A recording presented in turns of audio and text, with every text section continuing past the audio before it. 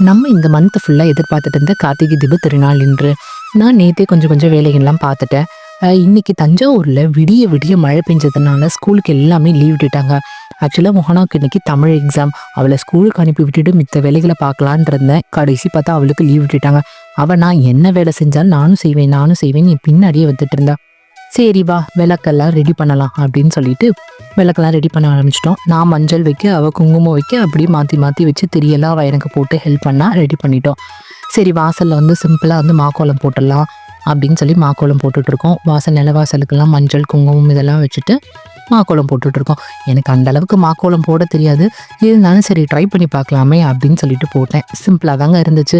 நீங்கள் இன்னைக்கு கார்த்திகை தீபத்துக்கு எந்த அளவுக்கு ரெடி ஆகிட்டு இருக்கீங்கன்னு கமெண்ட்டில் சொல்லுங்கள். என் வீடியோஸ் பிடிச்சிருந்தா சப்ஸ்கிரைப் பண்ணுங்கள்.